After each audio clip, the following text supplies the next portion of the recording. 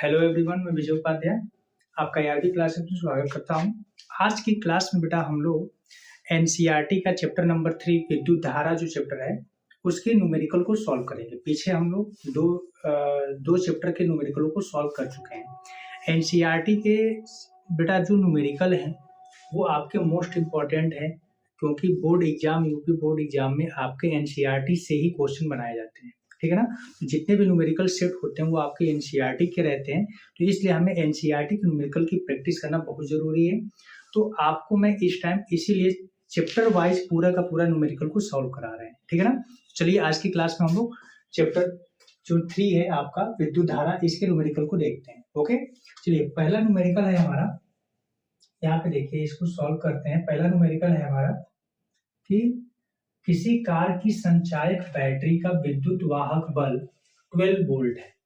यदि बैटरी का आंतरिक प्रतिरोध 0.4 ओम हो तो बैटरी से ली जाने वाली अधिकतम धारा का मान क्या है।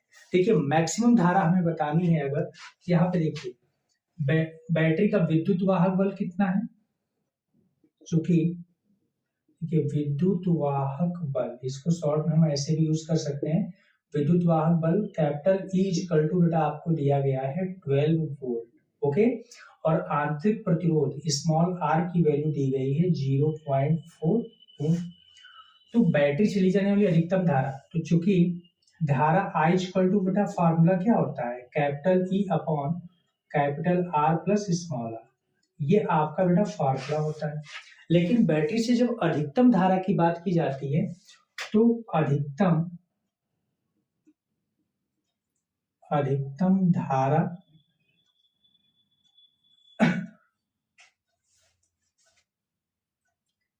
के लिए R इक्वल टू कैपिटल, यानी जो बाह्य प्रतिरोध होता है वो क्या हो जाता है, जीरो हो जाता है।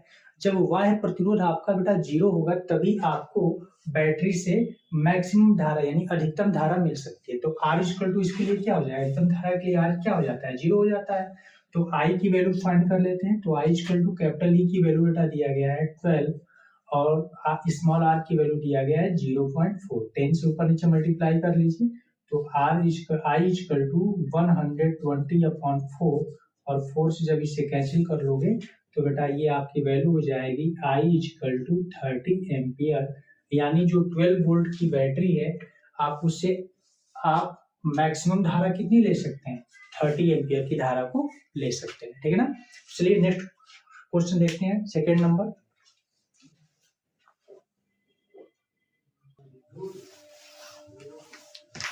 सेकेंड नंबर क्वेश्चन है बेटा आपका कि 10 वोल्ट विद्युत वाहक बल वाली बैटरी जिसका आंतरिक प्रतिरोध 3 ओम है किसी प्रतिरोधक से संयोजित है। यदि परिपथ में धारा का मान 0.5 एम्पियर हो तो प्रतिरोधक का प्रतिरोध क्या है। जब परिपथ बंद है तो सेल की टर्मिनल वोल्टता क्या है। देखिए यहाँ पे अभी जो इससे पहले वाला क्वेश्चन किया हम लोगों ने, वहां पे आपने मैक्सिमम करंट को फाइंड किया, वही फार्मूले से आप कैपिटल आर की वैल्यू यानी वह जो प्रतिरोध से जुड़ा हुआ है उसकी वैल्यू को फाइंड कर लेंगे। ठीक है ना। चलिए देखते हैं। तो यहाँ पे बेटा क्या हो जाएगा, ये देखिए सॉल्व करते हैं।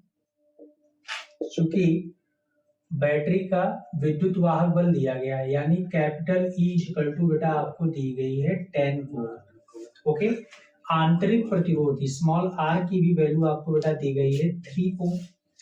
किसी प्रतिरोधक से संयोजित है, मान लीजिए कि कैपिटल आर से इसे जोड़ा गया है।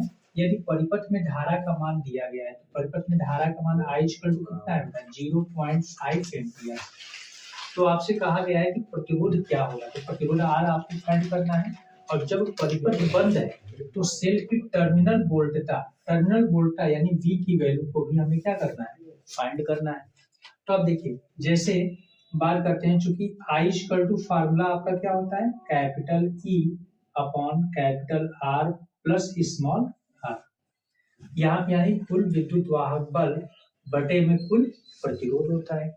अब देखिए I की वैल्यू आपको यहाँ पे दिया गया है तो हमें R की वैल्यू चाहिए, तो यहाँ पे क्रॉस मल्टीप्लाई कर लेंगे तो इसको लिख सकते हैं capital R plus small r equal to E upon में I, या capital R equal to E upon I minus small r। इनकी वैल्यू को पुट कर लीजिए। कैपिटल ई की वैल्यू कितनी है बेटा 10 वोल्ट है, आई की वैल्यू कितनी है तो आई की वैल्यू है 0.5 माइनस आर की वैल्यू है तो आर की वैल्यू आपकी दी गई है 3। इसको सॉल्व करते हैं तो r इक्वल टू 10 से ऊपर नीचे मल्टीप्लाई कर लेंगे तो ये हो जाएगा 100/5 माइनस 3 तो 5 25 का क्या होता है 100 तो r इक्वल टू बेटा क्या आ जाएगा 20 माइनस का 3 यानी हम ये कह सकते हैं कि r की वैल्यू आ गई आपकी 17 20 में से 3 को माइनस करेंगे क्या आ जाएगा 17। जो आपसे पूछा गया है कि किसी प्रतिरोधक से संयोजित है तो प्रतिरोधक का प्रतिरोध कितना है तो प्रतिरोधक का प्रतिरोध कितना हो जाएगा 17 ओम हो जाएगा। अब आपसे टर्मिनल वोल्टता की बात करता है तो बेटा आपको फार्मूला पता है, चूंकि टर्मिनल वोल्टता V इक्वल टू आपका फार्मूला क्या होता है E माइनस का I इंटू R होता है। तो यहाँ पे वैल्यू पुट कर लेंगे तो V इक्वल टू E की वैल्यू है 10, I की वैल्यू है बेटा आपका 0.5 और R की वैल्यू बेटा कितनी है तो R की वैल्यू है 3। तो यहाँ पे पुट कर लीजिए तो V इक्वल टू 10 माइनस देखिए 5 3 जा क्या होता है 15 तो 1.5 हो जाएगा। तो V इक्वल टू इसमें से अगर माइनस कर लेते हैं 10 से 1.5 माइनस करेंगे तो 10 से 5 माइनस होगा तो 5, 9 से 1 माइनस होगा तो 8 यानी ये हो जाएगा 8.5 वोल्ट। तो टर्मिनल वोल्ट क्या हो जाएगा जब परिपथ बंद होगा तो टर्मिनल विभवांतर आपका कितना हो जाएगा 8.5 वोल्ट हो जाएगा। ठीक है ना। चलिए थर्ड नंबर क्वेश्चन देखते हैं।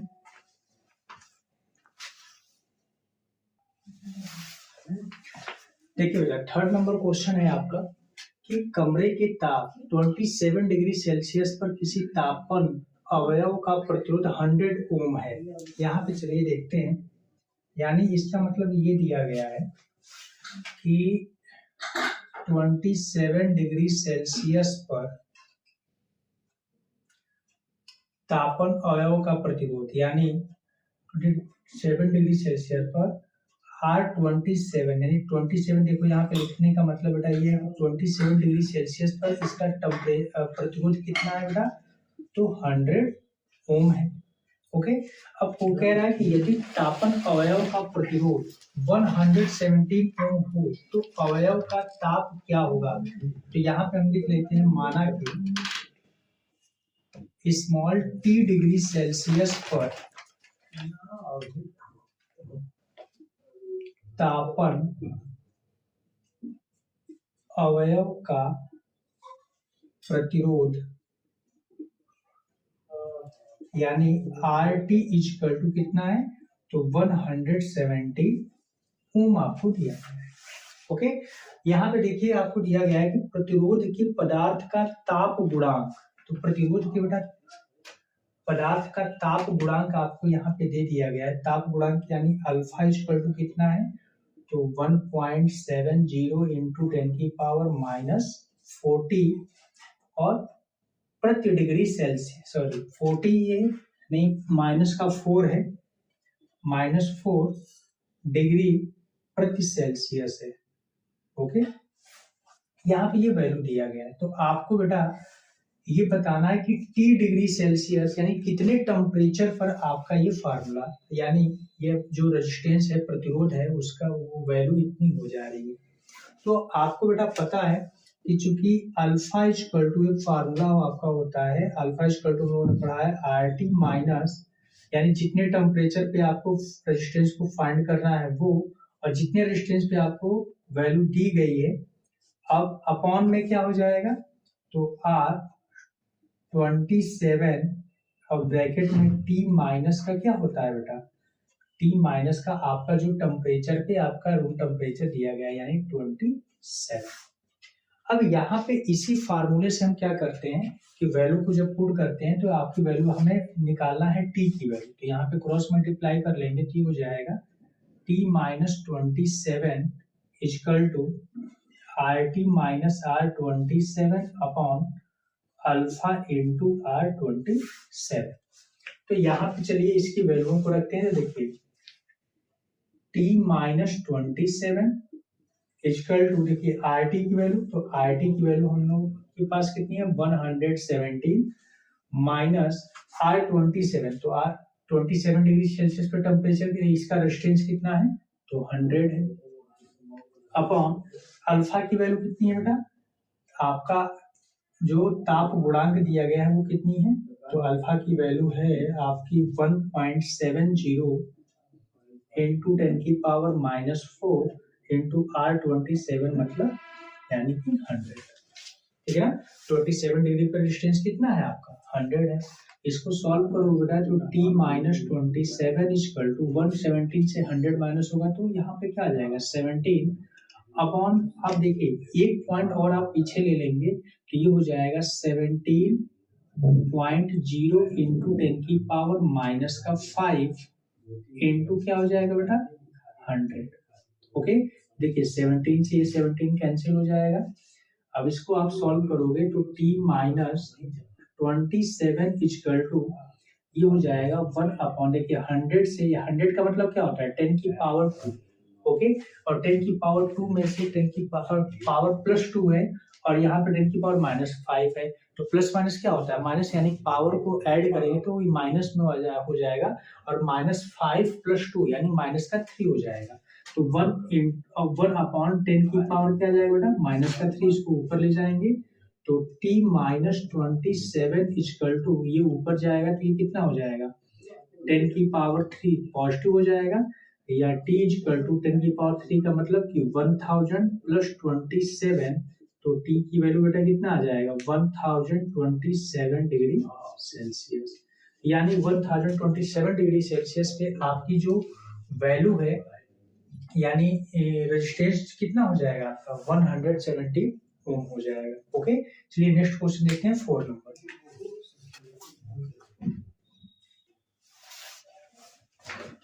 4 नंबर क्वेश्चन दिया गया है बेटा आपका कि 15 मीटर लंबे एवं 6 इंटू 10⁻⁻7 मीटर स्क्वायर अनुप्रस्थ काट वाले तार से उपेक्षणीय धारा प्रवाहित की गई है और इसका प्रतिरोध बेटा कितना है 5 ओम मापा गया है।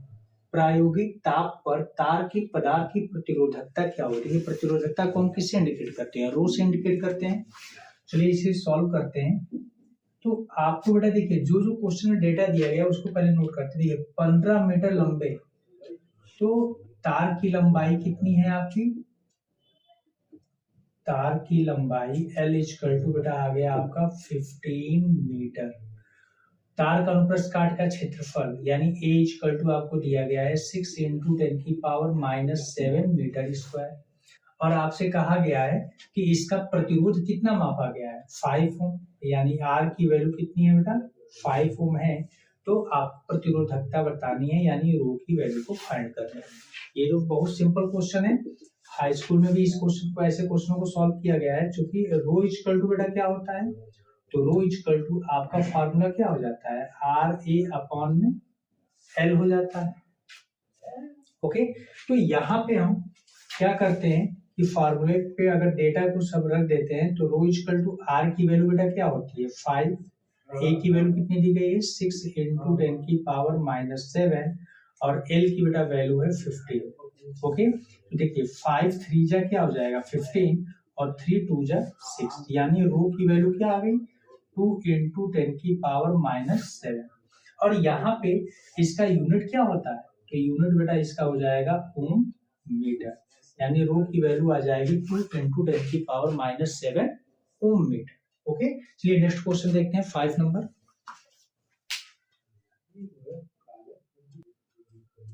अब चलिए बेटा 5 नंबर क्वेश्चन आपका दिया गया है कि सिल्वर के किसी तार का 27.5 डिग्री सेल्सियस पर प्रतिरोध आपका 2.1 ओम है और 100 डिग्री सेल्सियस पर प्रतिरोध आपका 2.7 ओम है। सिल्वर की प्रतिरोधकता ताप गुणांक ज्ञात कीजिए। देखिए इसी टाइप का भी क्वेश्चन हम लोगों ने सॉल्व किया है, तो उम्मीद करते हैं कि आप लोग कर लेंगे। हम डेटा लिख दे रहे हैं, जैसे आपको देखिए दिया गया है कि ताप 27.5 डिग्री सेल्सियस पर प्रतिरोध, यानी इसे हम दिखा सकते हैं R 27.5 इक्वल टू 2.1 ओम हो जाएगा। और फिर आपको दिया है कि 100 डिग्री सेल्सियस पर प्रतिरोध कितना है 2.7 ओम, यानी ताप 100 डिग्री सेल्सियस पर प्रतिरोध। अभी इस पे बेटा हम लोगों ने क्वेश्चन पिछले थर्ड नंबर का क्वेश्चन इसी बेस पे था, और यहाँ पे ये आपका हो गया है R100 पे आपका रेजिस्टेंस दिया है 2.7 ओम। तो सिल्वर की प्रतिरोधकता ताप गुणांक यानी अल्फा की बेटा वैल्यू हमें फाइंड करनी है। तो फार्मूला हमारा क्या होता है, चूंकि अल्फा इक्वल टू है, अब देखिए यहाँ पे हम कर सकते हैं R100 minus R27.5 upon R27.5 bracket में टेम्परेचर आपका कितना है, यहाँ पे ये 100 और माइनस का इसका टेम्परेचर कितना है 27.5। चलिए हम इसे सॉल्व भी कर देते हैं। तो अल्फा की बेटा वैल्यू देखिए R100 का प्रतिरोध कितना है, रेजिस्टेंस आपका 2.7 माइनस R27.5 पे तो 2.1 अपॉन R27.5 पे कितना था 2.1 और इनटू में बेटा क्या हो जाएगा 100 में से 27.5 को माइनस कर लेंगे। तो 27.5 को अगर आप 100 से माइनस करते हो तो ये कितना आ जाएगा, तो यहाँ पे देखिए 10 से 5 माइनस होगा तो आपका ये हो जाएगा 5 और 9 से 7 माइनस होगा तो ये हो जाएगा 2 और फिर 9 से 2 माइनस होगा तो 7 यानी 72.5 हो जाएगा। अब आप इसे सॉल्व करोगे तो देखिए अल्फा की वैल्यू क्या आ जाएगी, अल्फा इक्वल टू 2.7 से 2.1 माइनस करोगे आप तो 0.6 आ जाएगा। ओके 7 में से 1 माइनस करोगे 6, 2 से 2 माइनस करोगे 0 आ जाएगा। तो अब यहाँ पे देखिए अपॉन में क्या है तो 2.1 इंटू 72.5, इसको आप जब सॉल्व करोगे तो R की वैल्यू ये कितनी आ जाएगी, देखिए पॉइंट की 1 डिजिट है कैंसिल कर लीजिए 6/21 इंटू 72.5। तो अगर हम इसको सॉल्व करते हैं 3 2 जा 6 3 7 जा 21 तो अल्फा इक्वल टू बेटा आ जाएगा 2/7 इंटू 72.5। तो आप जब इसे सॉल्व करेंगे आपकी ये जो वैल्यू है ये अल्फा की वैल्यू आ जाएगी 0.0039 प्रति डिग्री सेल्सियस। ये आपका ताप गुणांक हो जाएगा किसका बेटा, तो सिल्वर का। ओके तो इस फार्मूले को आप लोग बस याद रखिएगा, इसी फार्मूले पे आपका पूरे का पूरे क्वेश्चन हो जाते हैं। इसको हम लोग ऐसे भी लिख सकते हैं alpha equal to R T2 minus RT1 upon RT1, ये T1 है बेटा, अपॉन T2 माइनस T1। ऐसे भी इस फॉर्म में भी आपको ये फार्मूला मिल सकता है। ठीक है ना, चलिए नेक्स्ट क्वेश्चन देखते हैं 6 नंबर। चलिए बेटा 6 नंबर क्वेश्चन देखते हैं। 6 नंबर भी क्वेश्चन जो आपका दिया गया है कि निक्रोम का मतलब यहाँ पे आप जो नाइक्रोम बोलते वही है। निक्रोम का एक तापन अवयव 230 वोल्ट की सप्लाई से संयोजित है और 3.2 एम्पीयर की प्रारंभिक धारा लेता है, जो कुछ सेकंड में 2.8 एम्पीयर पर स्थायी हो जाता है। यदि कमरे का ताप 27 डिग्री सेल्सियस है तो तापन अवयव का स्थायी ताप क्या होगा। दिए गए ताप परिसर में निक्रोम का औसत प्रतिरोध का ताप गुणांक आपको इतना दिया गया है। देखिए अभी जो हम लोग टेम्परेचर वाले क्वेश्चन को सॉल्व किए हैं कि इतने टेम्परेचर, तो वही फॉर्मूला लगेगा यूज होगा और उसी से वैल्यू को फाइंड करें, लेकिन यहाँ पे थोड़ा सा वैल्यू क्वेश्चन को घुमा दिया है। अब जैसे देखिए यहाँ पे क्या दिया है कि तापन अवयव यानी V इक्वल टू आपको दे दिया गया है 230 वोल्ट। ओके अब देखिए 3.2 एम्पीयर की प्रारंभिक धारा लेता है, तो प्रारंभ में धारा लेता है तो उस समय इसका टेम्परेचर कितना था 27 डिग्री सेल्सियस, यानी हम ये कह सकते हैं कि 27 डिग्री सेल्सियस पर धारा यानी कि I27 इक्वल टू आपकी कितनी है बेटा, तो यहाँ पे लिख सकते हो 3.2 एम्पियर। फिर वहां पे क्या कह रहा है कि कुछ ही समय सेकंड में 2.8 एम्पियर पर ये स्थायी हो जा रहा है। तो मान लीजिए कि माना कि T डिग्री सेल्सियस पर धारा IT क्या हो रही है, IT की वैल्यू आपको दे दिया गया है 2.8 एम्पियर, यानी इसी पे क्या हो रहा है T डिग्री सेल्सियस पे ये स्थायी हो जा रही है और यही बेटा टेम्परेचर आपको फाइंड करना है। तो देखिए हमारे पास तो फॉर्म और अल्फा की वैल्यू भी लिख लीजिए। अल्फा इक्वल टू आपको दिया गया है, प्रतिरोध का ताप गुणांक दिया है 1.70 इंटू 10⁻⁻⁴ प्रति डिग्री सेल्सियस। तो आपको बेटा ये चीज तो पता है कि चूंकि अल्फा इक्वल टू क्या होता है, तो alpha equal to RT2 minus RT1 upon RT1 upon T2 minus क्या होता है, T1 होता है। अभी हमने फार्मूला बताया भी था। तो यहाँ पे हम सबसे पहले क्या करेंगे, प्रारंभिक टेम्परेचर तो आपका 20 डिग्री सेल्सियस है और सेकेंड जो आपका टेम्परेचर वो 30 डिग्री सेल्सियस। तो सबसे पहले हमें टेम्परेचर पे यानी प्रारंभिक टेम्परेचर पे आपको बेटा रेजिस्टेंस फाइंड करना पड़ेगा, यानी प्रतिरोध को निकालना पड़ेगा। कैसे फाइंड करेंगे, तो यहाँ पे लिख लेंगे हम R27 डिग्री सेल्सियस पर आपका प्रतिरोध R इक्वल टू क्या हो जाएगा, V upon I 27 degree Celsius पे ये भी हो जाएगा। ये आपके ओम्स लॉ के फार्मूला यूज हो रहा है। तो R27 डिग्री सेल्सियस पे आपका प्रतिरोध कितना हो जाएगा 27 डिग्री सेल्सियस पे, तो V की वैल्यू बेटा आपको कितना दी गई है 230 अपॉन I की वैल्यू बेटा कितनी है इस टेम्परेचर पे, तो 3.2 है। ये इतना एम्पियर हो गया। इसके बाद इसी प्रकार आप बेटा RT डिग्री सेल्सियस वाला फाइंड कर लोगे वैल्यू, तो V अपॉन क्या हो जाएगा IT, तो यहाँ पे वैल्यू पुट कर लोगे तो V की वैल्यू है 230 अपॉन IT की वैल्यू बेटा कितनी है, तो IT की वैल्यू है आपका 2.8। तो ये आपका हो जाएगा, सॉरी यहाँ पे हमने एम्पियर लिख दिया, ये आपका ओम है और यहाँ पे आपका क्या हो जाएगा, ये रेजिस्टेंस है, तो इसकी यूनिट क्या हो जाएगा, ओम हो जाएगी। अब आप इसकी वैल्यू को यहाँ पे हम पुट कर लेते हैं, ठीक है ना। तो यहाँ पे देखिए हमें T2 माइनस T1 चाहिए ना, तो यहाँ पे हम क्रॉस मल्टीप्लाई कर लेते हैं, तो ये क्या हो जाएगा, चूंकि चलिए यहाँ पे वैल्यू पुट कर लेते हैं। अल्फा इक्वल टू दिया है RT2 minus RT1 upon RT1 और ब्रैकेट में क्या है T2 माइनस का T1 है।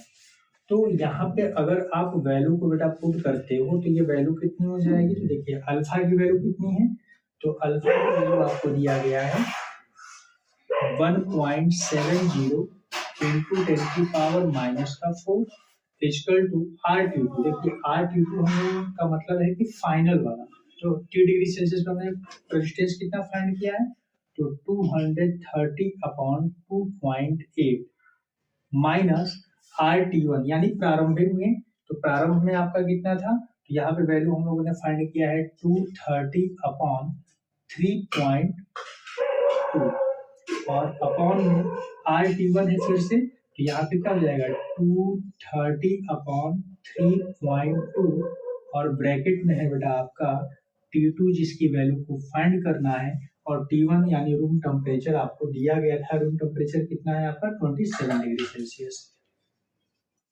ओके, अब यहाँ से हम T2 की वैल्यू को फाइंड करेंगे तो क्रॉस मल्टीप्लाई कर लेंगे, तो ये हो जाएगा T2 माइनस 27 इक्वल टू, ये टोटल वैल्यू को अगर आप सॉल्व करोगे तो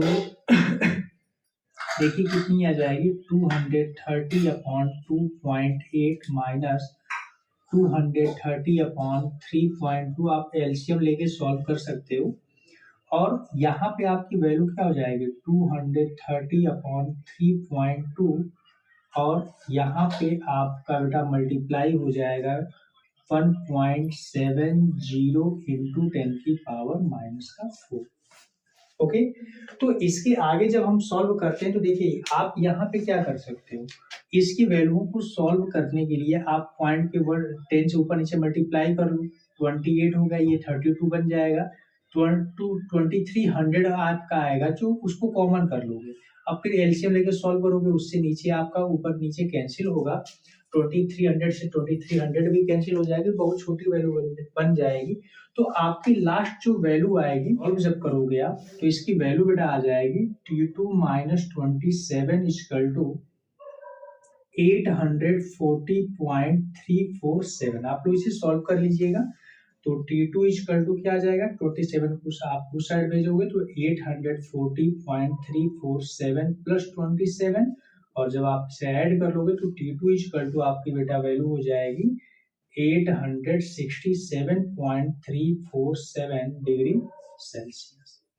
यानी इतने डिग्री सेल्सियस टेम्परेचर पे आपकी जो करंट है वो इतने पे क्या हो जा रही है, अस्थायी हो जाएगी। ठीक है ना। चलिए नेक्स्ट क्वेश्चन देखते हैं 7 नंबर। चलिए 7 नंबर क्वेश्चन देखते हैं। 7 नंबर का क्वेश्चन आपका दिया गया है कि चित्र में दर्शाए नेटवर्क की प्रत्येक शाखा में प्रवाहित धारा ज्ञात कीजिए। देखिए जितनी आपकी शाखाएं हैं A B B C C D D A, इन सब में आपको क्या बताना है, धारा की वैल्यू बतानी है कि धारा किसमें कितनी प्रवाहित हुई। तो देखिए सबसे पहले आपका देखिए बेटा इस फिगर में यहाँ पे आपका सेल जुड़ा हुआ है। देखिए कभी भी आपको ऐसे क्वेश्चन मिलते हैं तो आप सबसे पहले देखेंगे कि करंट कौन सी ब्रांच में यानी शाखा में कौन सी करंट आप फ्लो कराओगे, और मतलब करंट की वैल्यू को आप डिसाइड कर लो पहले कि करंट किस शाखा में कौन सी करंट फ्लो हो रही है। उसके बाद हम यहाँ पे किरचॉफ के रूल्स को क्या करते हैं, फॉलो करते हैं। अब जैसे देखिए यहाँ पे क्या है कि ये प्लस है ये माइनस है, तो प्लस टर्मिनल से करंट फ्लो होती है, यानी यहाँ से आई करंट जाएगी। मान लीजिए कि ये आई करंट है, ये यहाँ से जंक्शन ए पे पहुंचेगी। तो जंक्शन ए पे यहाँ पे इसके लिए दो मार्ग मिल गए, तो दो मार्ग मिले तो यहाँ पे हम क्या करते हैं, मान लीजिए कि ये आपकी करंट हो गई I1 और ये आपकी करंट हो गई I2। ओके, अब यहाँ पे I1 करंट जब जंक्शन बी पे पहुंचेगी तो मान लीजिए कि यहाँ पे ये करंट आ गई आपकी इसमें I3 और यहाँ पे करंट क्या होगी, तो I1 का ही पार्ट ये डिवाइड हुआ है I3 में। तो यहाँ पे हम क्या कर सकते हैं कि ये जो करंट आएगी यहाँ पे, ये आएगी आपकी I1 माइनस का I3। ओके, अब देखिए यहाँ पे ये करंट ए से डी आएगी यहाँ, और यहाँ से बी से ये भी करंट डी आ रही है, तो डी से ये दोनों करंट इसी मार्ग पे जाएंगी, यानी यहाँ पे हो जाएगा आपका I2 प्लस का I3, और फिर से करंट सी जंक्शन पहुंचेगी तो ये दोनों और ये मैच हो जाएंगी, तो ये यहाँ पे फिर आपका पुनः ये ऐसे आ जाएगी। अब देखिए यहाँ पे क्या है कि क्या करंट का डिवाइडेशन हमने सही पैटर्न पे किया है कि नहीं, सही से किया है कि नहीं, इसको चेक कर सकते हो आप। अब देखिए जैसे सी पे आई है तो यहाँ से ये करंट जा रही है, यहाँ से ये करंट आ रही है। अब देखिए दोनों करंट यहाँ पे जब ऐड होंगी तो यहाँ पे कौन सी करंट आएगी, तो देखिए I1 minus I3 I2 plus I3, ये प्लस है ये माइनस है, ये कैंसिल हो जाएगा। I1 plus I2, I1 plus I2 का मतलब क्या है कि I करंट, यानी I करंट ही आपकी क्या है I1 प्लस I2 के फॉर्म में यहाँ पे चेंज हुई थी। ओके, तो यहाँ पे क्या है I करंट आपकी आ जाएगी। इसका मतलब क्या है कि ये इक्वल आया है, इसका मतलब कि आपकी जो सर्किट में आपने डिवाइडेशन किया है करंट का तो बिल्कुल सही किया है। ओके, अब देखिए हम यहाँ पे क्या करते हैं कि किरचॉफ का द्वितीय नियम लगाते हैं, बंद पास ले लेते हैं, बंद पास। अब देखिए ए बी डी ए में किरचॉफ के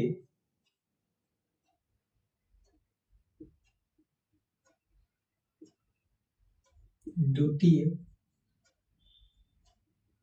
नियम से, तो किरचॉफ का बेटा द्वितीय नियम क्या होता है, तो देखिए बंद पास में समस्त जितने भी आपके समस्त विभवांतर कुल जो विभवांतर होते हैं, वेरिएबल विभवांतर होते हैं, उनका योगफल क्या होता है, बीजगणितीय योग उनका 0 होता है।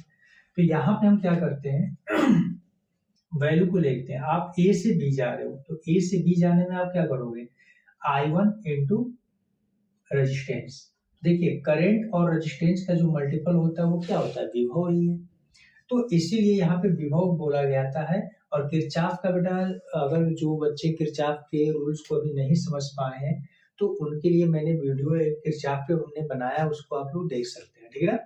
अब देखिए यहाँ से ए से बी जा रहे हो आप, तो करंट की डायरेक्शन में जा रहे हो, तो 10 इंटू क्या हो जाएगा I1, ये आपकी वैल्यू क्या होगी, पॉजिटिव हो जाएगी 10 इंटू I1। अब बी पे पहुंचे हो, बी से आप डी जा रहे हो, तो यहाँ पे करंट की डायरेक्शन में ही हो तो प्लस का क्या हो जाएगा 5I3। अब यहाँ पे क्या होता है कि आप डी पे जब आते हो तो डी से आप ए जा रहे हो, तो यहाँ पे करंट की अपोजिट डायरेक्शन में जा रहे हो, करंट ए से डी आ रही है और आप डी से ए जा रहे हो, तो ये वैल्यू क्या हो जाएगी आपकी नेगेटिव हो जाएगी, यानी ये हो जाएगा 5i2 इक्वल टू। अब ये देखिए इस पूरे सर्किट लूप में आपका कहीं पे भी कोई सेल नहीं ऐड है, यानी टोटल वैल्यू क्या हो जाएगी आपकी 0 हो जाएगी। तो यहाँ से हम क्या करते हैं 5 से अगर डिवाइड कर लेते हो आप तो ये हो जाएगा 2i1 प्लस 5i3, सॉरी 5 से डिवाइड करो तो ये 1 हो जाएगा और यहाँ पे माइनस का i2 इक्वल टू 0, या आप बेटा निकाल सकते हो value i2 equal to 2i1 plus i3, equation number 1। Okay, अब हम क्या करते हैं, अब हम दूसरे बंद पास में चलते हैं। अब हम बंद पास ले लेते हैं बेटा B C D B, B C D B में फिर से किरचॉफ का नियम हम लगाते हैं। तो देखिए बी से आप सी आ रहे हो, करंट की डायरेक्शन में आप आ रहे हो, तो 5 इंटू i1 माइनस i3, ये आपकी वैल्यू क्या होगी पॉजिटिव होगी। सी से डी आ रहे हो तो आप यहाँ पे करंट की अपोजिट डायरेक्शन में आप आ रहे हो, देखो करंट आपकी डी से सी है और आप आ रहे हो सी से डी, तो अपोजिट डायरेक्शन में हो, ये वैल्यू माइनस हो जाएगी, ये हो जाएगा बेटा 10 और आपकी करंट कितनी है i2 प्लस i3। ओके, अब देखिए डी से आप बी जा रहे हो, यहाँ पे भी आप करंट की अपोजिट डायरेक्शन में हो, ठीक है ना, तो यहाँ पे भी ये वैल्यू क्या हो जाएगी माइनस 5i3 इक्वल टू। अब देखो इस सर्किट में भी आपके इस लूप में भी कोई भी सेल नहीं है, ये टोटल वैल्यू क्या हो जाएगा आपका 0 के बराबर होगा। अब यहाँ पे देखिए आप इसमें जब मल्टीप्लाई करते हो तो 5i1 minus 5i3 minus 10i2 minus 10i3 minus 5i3 equal to 0, ये आपकी टोटल वैल्यू हो जाती है। अब इसको जब सॉल्व करोगे तो देखो i1 तो आपका सिर्फ एक ही है 5i1, अब देखिए i2 भी आपका एक है माइनस का 10i2 और i3 आपके बेटा इसमें 3 है, तो माइनस माइनस प्लस, तो 10 और 5 15 और फिर 5 माइनस का 20, तो ये हो जाएगा माइनस का 20i3 इक्वल टू 0। इन दोनों को अगर इस साइड कर ले हम तो 5i1 equal to 10i2 plus 20i3, 5 से अगर डिवाइड कर लो आप ये हो जाएगा बेटा i1 equal to 2i2 plus 4i3, equation number बेटा इसे आप क्या करो 2 कर। अब हम क्या करते हैं कि देखिए यहां से हम रिलेशन निकालते हैं, हम क्या करते हैं कि i1 का मान हम इक्वेशन नंबर 1 में पुट कर लेते हैं, समीकरण 2 का मान समीकरण 1 में रखने पर, और जब समीकरण बेटा 2 का मान समीकरण नंबर 1 में आप पुट कर लेते हो तो देखो यहाँ पे आपका हो जाएगा i2 इक्वल टू 2 और i1 की वैल्यू बेटा कितनी है, तो 2i2 प्लस 4i3 और यहाँ पे प्लस का क्या है i3 है,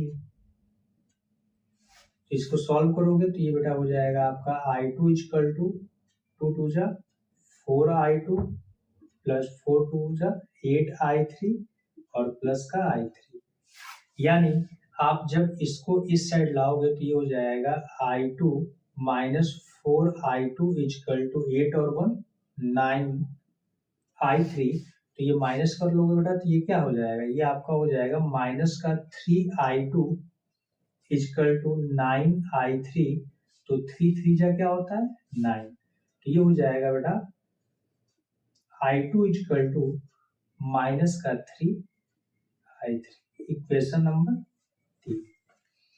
ओके, अब देखिए अगर इक्वेशन नंबर 3 ये आया है तो समीकरण 3 का मान अगर समीकरण नंबर हम 2 में पुट कर ले। अब देखिए ये ऐसा मैं क्यों कर रहा हूं, क्योंकि हमें देखिए यहाँ पे 3 इक्वेशन है, यानी i2 है i1 है i3 है, तो यहाँ पे हम 3 वैल्यूओं को लेके इक्वेशन को सॉल्व नहीं कर पाएंगे, उसमें बहुत ज्यादा दिक्कत आएगी। तो हम क्या कर रहे हैं, कन्वर्ट कर रहे हैं। I1 I2 का मान यहाँ पे I3 के फॉर्म में आ गया। अब हम क्या करते हैं कि I1 के मान को भी I3 के फॉर्म में कर लेते हैं कन्वर्ट, और उसके बाद जो नई इक्वेशन हम लोग बनाएंगे उसमें दोनों की वैल्यू रख के वहां से वैल्यू को फाइंड कर लेंगे। ओके, चलिए देखते हैं। अब I2 का मान यहाँ पे लिख लीजिएगा। I2 का मान समीकरण 2 में रखने, अब बेटा जब I2 का मान समीकरण नंबर 2 में आप रखोगे तो यहाँ पे क्या आ जाएगा, ये हो जाएगा I1 equal to 2 into I2 का मान देखिए कितना है, तो माइनस का 3 I3 और प्लस में 4 I3। तो इस टोटल को बेटा जब आप सॉल्व करोगे तो ये वैल्यू कितनी हो जाएगी, ये हो जाएगा I1 इक्वल टू, देखिए 2 3 जा 6, यानी माइनस का 6 I3 और प्लस का 4 I3। तो I1 की वैल्यू क्या हो जाएगी, प्लस माइनस माइनस, तो माइनस का 2 क्या हो जाएगा I3। इक्वेशन नंबर बेटा इसे हम कह सकते हैं 4। ओके, ये 4 इक्वेशन हो गई। अब देखिए I2 का भी वैल्यू आ गई है I3 के फॉर्म में, I1 की भी वैल्यू आ गई I3 के फॉर्म में। अब हम क्या करते हैं कि ऐसा लूप लेते हैं जिसमें ये तीनों करंट आ जाए, और तीनों करंट जब आ जाएंगे तो हम I1 I2 की वैल्यू को पुट करके I3 की वैल्यू को क्या कर लेंगे, हम वहां से फाइंड कर लेंगे। तो देखिए हम क्या करते हैं, अब यहाँ पे देखिए A B C D है, इसको बेटा आप E कर लो और ये आपका हो गया H। तो हम अब लूप लेते हैं बंद पास A D C E F और A। ओके, हम ये वैल्यू ले लेते हैं। अब जब इतने में आप देखते हैं कि A से आप D आ रहे हो, यानी 5 I2 करंट की डायरेक्शन में यू, फिर D से आप C जा रहे हो करंट की डायरेक्शन में यू, ये हो जाएगा 10। और देखिए हम डायरेक्ट मल्टीप्लाई करें, I2 प्लस I3 होगा तो 10 I2 और प्लस में क्या हो जाएगा 10 I3। C से E आ रहे हो आप, फिर E से जब F आप जाओगे तो देखो E से F जब जा रहे हो तो यहाँ पे ध्यान देना I करंट इसमें फ्लो हो रही है, और I की वैल्यू क्या है I1 प्लस I2। तो इसकी भी वैल्यू को हम 10 से मल्टीप्लाई कर लेंगे तो ये हो जाएगा plus 10 I1 plus 10 I2 equal to में आपका क्या है, तो यहाँ पे सेल ऐड है और माइनस से प्लस टर्मिनल से आप निकल रहे हो, तो जिस टर्मिनल से आप निकलते हो इक्वल टू में वही वैल्यू साइन के साथ हम ले लेते हैं। ओके, तो अब आप इसको सॉल्व करोगे तो देखो 5 I2 और यहाँ पे 10 I2, 5 और 10 15 I2 और यहाँ पे 10, तो 15 और 10 20 5 I2 और यहाँ पे बेटा है आपका ये 10 I3। यहाँ पे I1 प्लस I2 है ना, हाँ तो यहाँ पे देखिए 5 I2 10 I2 और 10 I2, 10 10 20 और 5 25 I2 plus 10 I1 plus 10 I3 equal to 10। अब देखिए इसमें 5 से अगर हम डिवाइड कर लें तो ये हो जाएगा 5 I2 plus 2 I1 plus 2 I3 equal to 2। Okay, तो I1 तथा I2 का मान समीकरण, देखिए I1 और I2 का मान समीकरण 3 और 4 से रख दीजिए, समीकरण 3 और 4 से रखने पर, अब जब रखोगे आप तो बेटा 5 इंटू I2 की वैल्यू कितनी है, यहाँ पे देखिए माइनस का 3 I3, minus 3 I3 plus 2 into I1 की वैल्यू कितनी है, माइनस का 2 I3, माइनस का 2 I3 प्लस यहाँ पे 2 I3 इक्वल टू है आपका 2। देखिए 5 3 जा 15 माइनस का 15i3 प्लस 2 2 जा 4 और प्लस माइनस क्या होता है, यहाँ पे माइनस हो जाएगा तो 4i3 और प्लस 2i3 इजकल टू 2। अब आप देखिए यहाँ पे माइनस और ये प्लस, माइनस माइनस क्या हो जाएगा प्लस, तो 15 और 4 क्या हो जाएगा 19 हो जाएगा, 19i3 और 19 में से 2 ये पॉजिटिव है तो इसको माइनस कर लेंगे तो आपका क्या आ जाएगा माइनस का 17i3, यानी ये हो जाएगा total minus 17i3 is equal to 2। तो बेटा i3 की वैल्यू क्या आ गई माइनस का 2/17 एम्पियर। ओके, ये i3 की वैल्यू हो गई। और जब i3 की वैल्यू बेटा आ गई तो i3 का मान समीकरण आप किस में पुट करो, थर्ड में, यानी समीकरण 3 में रखने पर। और जब बेटा आप i3 का मान समीकरण नंबर 3 में रख दोगे तो ये हो जाएगा i2 इजकल टू आपका कितना हो जाएगा माइनस का 3 इंटू माइनस का 2/17, यानी ये वैल्यू हो जाएगी माइनस माइनस प्लस 3 2 जा 6/17 एम्पियर। ओके, अब आप देखिए यहाँ पे हम क्या करते हैं कि फिर i3 का मान हम किस में पुट कर लेंगे, 4 में पुट कर लीजिए। i3 का मान समीकरण 4 में रखने पर, समीकरण नंबर 4 में जब बेटा रख देंगे हम तो देखिए समीकरण नंबर 4 कहाँ पे ये है कि हो जाएगा i1 इजकल टू माइनस का 2 इंटू i3 की वैल्यू बेटा कितनी आई है माइनस का 2/17, तो यहाँ पे मल्टीप्लाई कर लोगे तो i1 की वैल्यू कितनी हो जाएगी माइनस माइनस प्लस 2 2 जा 4/17 एम्पियर।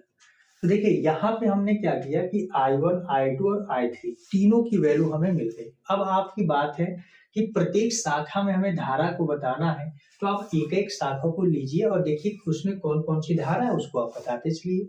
अब देखिए ए से बी, तो यहाँ पे हम देखते हैं बेटा कि ए बी शाखा में प्रवाहित धारा, तो देखिए ए बी शाखा में कौन सी धारा प्रवाहित हो रही है i1 हो रही है, तो i1 इजकल टू आपकी i1 की वैल्यू बेटा कितनी आई है, तो i1 की वैल्यू आई है 14/17 एम्पियर। ओके, अब आ जाइए बीसी शाखा में, बीसी शाखा में प्रवाहित धारा, तो बीसी शाखा में बेटा देखिए i1 माइनस i3 हो रहा है, i1 माइनस i3, तो इसकी वैल्यू बेटा निकालोगे तो i1 की वैल्यू 4/17 है, माइनस i3 की वैल्यू कितनी है, तो बेटा देखिए i3 की वैल्यू है माइनस का 2/17, तो माइनस माइनस क्या हो जाएगा प्लस 2/17, तो 17 एलसीएम हो जाएगा 4 to 6, यानी 6/17 एम्पियर बीसी शाखा में है। अब देखिए डीसी शाखा में कितना है,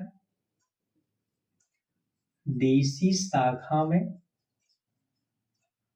धारा, प्रवाही धारा कितनी हो जाएगी बेटा, तो i2 प्लस i3 है, i2 प्लस i3, तो i2 प्लस i3 की वैल्यू, i2 की वैल्यू बेटा कितनी आई है, तो आपकी i2 की वैल्यू आई थी 6/17 और प्लस i3 की वैल्यू है बेटा माइनस 2/17, तो प्लस माइनस क्या होता है माइनस होता है, यहाँ पे माइनस 2 अपॉन क्या आ जाएगा 17, तो एलसीएम ले लोगे तो 17, 6 से 2 माइनस होगा तो 4/17 एम्पियर हो गया। ओके, अब आप देखिए डीसी शाखा हो गया। अब आपका एडी में, एडी शाखा में कितनी धारा है, एडी शाखा में धारा, तो एडी शाखा में कौन सा है, तो देखिए एडी में आपका i2 है, तो i2 की बेटा वैल्यू कितनी है आपकी, i2 की वैल्यू आई है आपकी 6/17 एम्पियर, तो इसमें आपका ये धारा हो जाएगी। अब आपका बचा है बीडी, तो बीडी में, बीडी शाखा में धारा, तो बीडी शाखा में बेटा धारा है आपकी i3, तो यहाँ पे आप I3 लिख लोगे और I3 की वैल्यू कितनी है बेटा, तो -2/17 एम्पियर। ओके, अब आप यहाँ पे देखते हैं कि अब आपको अगर इसमें भी बताना है, EF में भी अगर आपको बताने की जरूरत पड़ी तो इसमें I है तो I1 प्लस I2 दोनों धाराओं को ऐड कर लो। तो यहाँ पे आप ऐसे करके इसके प्रत्येक शाखा में क्या कर सकते हो, करंट की वैल्यूओं को दिखा सकते हैं, ठीक है ना। तो आप लोग अगर ये क्वेश्चन अगर एक बार में नहीं समझ में आता तो एक बार और इस वीडियो को देखिएगा। आई होप ये क्वेश्चन आपको बिल्कुल समझ में आ जाएगा कैसे किया गया है, और इस पे ये एनसीईआरटी में बेटा ये क्वेश्चन इंपॉर्टेंट है। बोर्ड एग्जाम अगर इस क्वेश्चन को आप सॉल्व कर लेते हो तो इससे छोटे छोटे क्वेश्चन ही पूछे जाते हैं, और अगर ये मेथड आपको समझ में आ जाता है तो उससे रिलेटेड जितने भी क्वेश्चन आपसे पूछे जाएंगे वो सारे क्वेश्चनों को आप सॉल्व कर पाओगे, ठीक है ना। चलिए नेक्स्ट क्वेश्चन देखते हैं हम 8 नंबर क्वेश्चन देखते हैं बेटा। 8 नंबर क्वेश्चन में कहा गया है कि 8 वोल्ट विद्युत वाहक बल की एक संचायक बैटरी जिसका आंतरिक प्रतिरोध 0.5 ओम है, उस श्रेणी क्रम में 15.5 ओम के प्रतिरोधक का उपयोग करके 120 वोल्ट के डीसी स्रोत द्वारा चार्ज किया जाता है। तो कहा है कि चार्ज होते समय बैटरी की टर्मिनल वोल्टता क्या है और चार्जकारी परिपथ में प्रतिरोधक को श्रेणी क्रम में संबंध करने का क्या उद्देश्य है, इसको तो बताना है। चलिए आइए इसको पहले सॉल्व करते हैं। यहाँ पे देखिए बेटा, सबसे पहले क्या है कि आपकी 8 वोल्ट विद्युत वाहक बल की एक संचायक बैटरी है जिसका आंतरिक प्रतिरोध आपको दिया गया है 0.5 ओम, ठीक है ना। तो मान लीजिए कि बैटरी का विद्युत वाहक बल आपका E1 इक्वल टू यहाँ पे दिया है 8 वोल्ट, ओके। आंतरिक प्रतिरोध R इक्वल टू आपको दिया गया है 0.5 ओम, और श्रेणी क्रम में 15.5 ओम के प्रतिरोधक का उपयोग किया जा रहा है, यानी कैपिटल R की वैल्यू है 15.5 ओम और 120 वोल्ट के डीसी स्रोत द्वारा चार्ज किया जाता है। देखिए E2 की वैल्यू यहाँ पे क्या किया जा रहा है, 120 वोल्ट डीसी स्रोत द्वारा चार्ज किया जा रहा है। यहाँ पे क्या किया गया कि पहले आपका 8 विद्युत वाहक बल था, अब बैटरी को चेंज करके क्या किया गया 120 वोल्ट, तो जो प्रभावी विद्युत वाहक बल होगा वो बदल जाएगा। तो यहाँ पे हम क्या करते हैं, प्रभावी विद्युत वाहक बल E इक्वल टू बेटा क्या हो जाएगा, ये हो जाएगा E2 माइनस का E1। तो E इक्वल टू कितना आ जाएगा, E2 की वैल्यू कितनी है 120 माइनस E1 की वैल्यू है आपकी 8, तो E इक्वल टू आपका ये हो जाएगा 112 वोल्ट। अब ये चेंज क्यों हुआ, क्योंकि आप बेटा क्या कर रहे हो, आप यहाँ पे पहले तो बैटरी लिया गया उसको चार्ज उपयोग में लाने के लिए हम क्या कर रहे हैं 120 वोल्ट के डीसी स्रोत द्वारा चार्ज कर रहे हैं, तो हमने बैटरी को बदल दिया है। तो बदलेंगे जब, तो पहले तो 8 वोल्ट पे था, अब 120 वोल्ट हुआ, तो इसका जो डिफरेंस होगा उतना ही वो उसका क्या होगा, प्रभावी वोल्टेज होगा। तो अब देखिए 112 वोल्ट हो गया। अब आप क्या कर सकते हैं कि यहाँ पे सबसे पहले आप इसकी करंट को निकाल लीजिए, इसकी करंट कितनी होगी, तो यहाँ पे आप निकालोगे धारा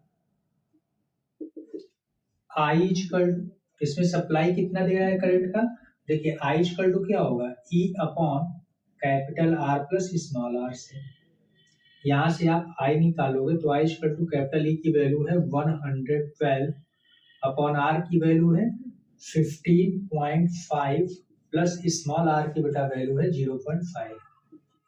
तो जब आप इसे सॉल्व करोगे तो I इक्वल टू क्या हो जाएगा 112 अपॉन, इसको ऐड कर लोगे तो ये हो जाएगा 16, और 16 7 जा क्या होता है बेटा 112 यानी 7 एम्पियर, 7 एम्पियर इसकी करंट हो जाएगी। अब आपसे ये कहा गया है कि चार्ज होते समय बैटरी की टर्मिनल वोल्टता क्या है।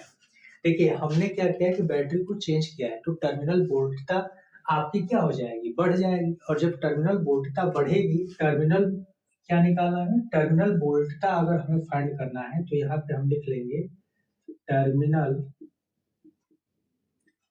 वोल्टता V इक्वल टू वैल्यू क्या हो जाएगी, तो बेटा स्टार्टिंग में आपका कितना था E1 और प्लस में I इंटू क्या हो जाएगा R हो जाएगा, तो V इक्वल टू E1 की वैल्यू कितनी है 8 और प्लस I की वैल्यू कितनी आई बेटा 7 और R की वैल्यू आपकी कितनी है 0.5 एम्पियर। टोटल को सॉल्व कर लो तो V इक्वल टू 8 प्लस 7 5 35, यानी जब आप इसे ऐड कर लोगे तो ये हो जाएगा बेटा V इक्वल टू 8 और 3 11, यानी 11.5 वोल्ट हो जाएगा इसका टर्मिनल वोल्टेज। अब आपसे पूछा है कि चार्जकारी परिपथ में प्रतिरोधक को श्रेणी क्रम में संबद्ध करने का क्या उद्देश्य है। देखिए उद्देश्य यहाँ पे ये है कि अगर हम परिपथ को प्रतिरोधक को श्रेणी क्रम में अगर ऐड नहीं करेंगे तो जो हम बाहर से सप्लाई लिए हैं उसकी धारा की वैल्यू क्या हो जाएगी बढ़ जाएगी। तो उसी को कंट्रोल करने के लिए हमने क्या किया है कि हम प्रतिरोध को श्रेणी क्रम में क्या कर देते हैं ऐड कर लेते हैं, ठीक है ना। चलिए अब हम नेक्स्ट क्वेश्चन देखते हैं। चलिए 9 नंबर क्वेश्चन देखते हैं। 9 नंबर क्वेश्चन है आपका कि किसी तांबे की चालक मुक्त इलेक्ट्रॉनों की संख्या घनत्व 8.5 × 10⁻28 मीटर क्यूब आकलित किया गया है। 3 मीटर लंबे तार के एक सिरे से दूसरे सिरे तक अपवाह करने में यानी अपवाह वेग से करने में इलेक्ट्रॉन कितना समय लेता है, हमें समय निकालना है, ठीक है ना। और तार की अनुप्रस्थ काट का यहाँ पे अनुप्रस्थ काट का ये क्षेत्रफल है, ठीक है 2 × 10⁻⁻6 मीटर स्क्वायर दिया गया है और इसमें 3 एम्पियर धारा प्रवाहित हो रही है। चलिए इसको सॉल्व करते हैं। यहाँ पे हमें टाइम निकालना है। देखिए चूंकि क्या क्या वैल्यू दिया गया है, इलेक्ट्रॉनों की संख्या घनत्व दिया है n इक्वल टू 8.5 × 10⁻28 प्रति मीटर क्यूब इलेक्ट्रॉनों का फ्लो हो रहा है, ठीक है ना। वायर की लंबाई कितनी है, तो वायर की लंबाई L इक्वल टू दिया है बेटा 3 मीटर, ओके। फिर यहाँ पे दिया है तार का अनुप्रस्थ काट का क्षेत्रफल A इक्वल टू आपको दिया है 2.0 × 10⁻⁻6 मीटर स्क्वायर और I की बेटा वैल्यू दिया है आपको कितना, तो 3 एम्पियर, ओके। देखिए हमें क्या करना है कि हमें निकालना है समय। तो आपको पता है बेटा समय, चूंकि समय small t equal to formula क्या होता है total distance upon total time, sorry समय equal to total distance upon total क्या हो जाएगा 4 हो जाएगा। अब यहाँ पे 4 या वेग कर सकते हैं तो समय इक्वल टू आप यहाँ पे टोटल डिस्टेंस कितना ले सकते हैं, तो डिस्टेंस बेटा जितना लंबा वायर है वही लेंथ हो जाएगी, जो दूरी हो जाएगी, वायर जितना लंबा होगा उतना ही तो वो डिस्टेंस कवर करेगा। और वेग इसका तो जितना अपवाह वेग है तो अपवाह वेग कितना होता है इसका vd होता है, इसे इक्वेशन 1 कर लीजिए। चूंकि I इक्वल टू क्या होता है,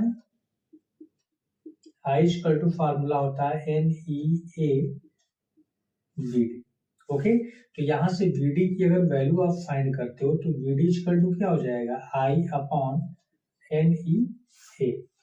तो यहाँ पे हम क्या करते हैं कि VD का मान समीकरण 1 में रखने पर, और जब बेटा VD का मान समीकरण नंबर 1 में हम रख देते हैं तो यहाँ पे वैल्यू क्या आ जाएगी, देखिए T इक्वल टू ये हो जाएगा आपका L अपॉन VD की वैल्यू I अपॉन NEA, तो NEA ऊपर चला जाएगा तो small t equal to L NEA upon में क्या हो जाएगा आपका I हो जाएगा। अब सबकी वैल्यू पुट कर लीजिए तो T इक्वल टू L की वैल्यू है बेटा कितना, तो 3 इंटू N की वैल्यू 8.5 इंटू 10⁻⁻+ का 28 है इंटू देखिए E इलेक्ट्रॉन का चार्ज कितना होता है, तो बेटा इलेक्ट्रॉन का चार्ज आपको पता है इक्वल टू 1.6 इंटू 10⁻⁻19 कूलम होता है। यहाँ पे वैल्यू पुट कर लेंगे 1.6 इंटू 10⁻⁻19 और A है आपका दिया गया है A की वैल्यू 2 इंटू 10⁻⁻6 अपॉन में करंट कितनी है बेटा 3 है। देखिए 3 से ये 3 कैंसिल हो जाएगा तो T इक्वल टू ये वैल्यू हो जाएगी, यहाँ पे 16 से पहले मल्टीप्लाई कर लीजिए। देखिए 16 अप्लाई करते हैं तो 16 5 से क्या होता है 80 का 0, कैरी आपका कितना आया 8 आया और 16 8 जा क्या होता है, 16 8 जा बेटा होता है 128। तो 128 जब होगा तो इसमें अगर हम 128 में अगर आप 8 ऐड कर लेते हो तो वो हो जाता है 136। पॉइंट की 2 डिजिट कट जाएगी, 13.60 इंटू 2 इंटू, अब देखिए 19 और 6 कितना हो जाता है 25, माइनस माइनस पावर है, और 28 में से 25 माइनस कर देंगे पावर, तो यहाँ पे पावर क्या बच जाएगी 3। 2 से मल्टीप्लाई कर लीजिए तो t इक्वल टू बेटा आपका हो जाएगा 0, 2 6 जा 12, 2 3 जा 6 और 1 7 और 2 1 जा 2, यानी पॉइंट की 2 डिजिट कट जाएगी यहाँ पे, तो 27.2 इंटू 10 की पावर 3, या t इक्वल टू बेटा इसको अगर मल्टीप्लाई कर लेते हैं 10 की पावर 3 से तो हो जाएगा 27200। ये आपका है क्या सेकेंड। अगर ये आपका सेकेंड है तो इसे हम क्या करते हैं मिनट में चेंज करते हैं, हमें अगर आवर्स में, इतना सेकेंड भी आप कह सकते हो, ये गलत नहीं है, बट इसे हम आवर्स में चेंज कर लेते हैं तो देखिए कितना हो जाएगा।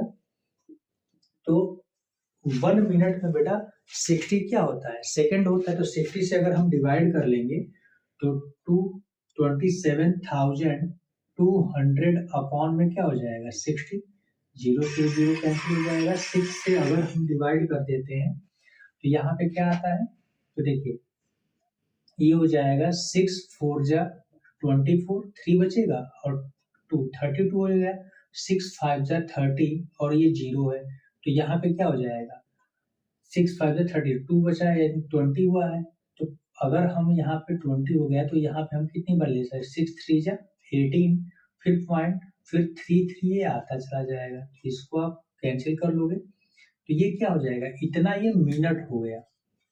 ओके, ये इतना क्या आ गया मिनट आ गया।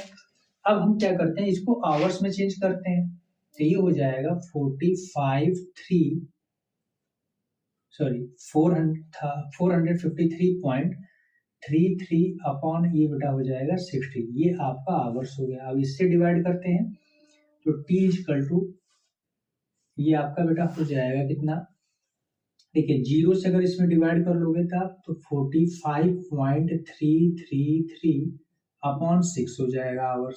6 से डिवाइड कर लीजिए तो t इक्वल टू 6 7 जा क्या होता है 42 होता है, तो 6 7 जा 42 और बचेगा 3, पॉइंट लगा है 33 होगा, फिर 6 5 जा 30, यानी ऐसे आवर्स में चेंज करेंगे तो आप क्या कर लीजिए 7 आवर्स हो गया, और ये 3 3 जो बचा है इतना ही आपका क्या हो जाएगा ये मिनट हो जाएगा, यानी 7 आवर्स 33 मिनट आपका इसका आंसर हो जाएगा।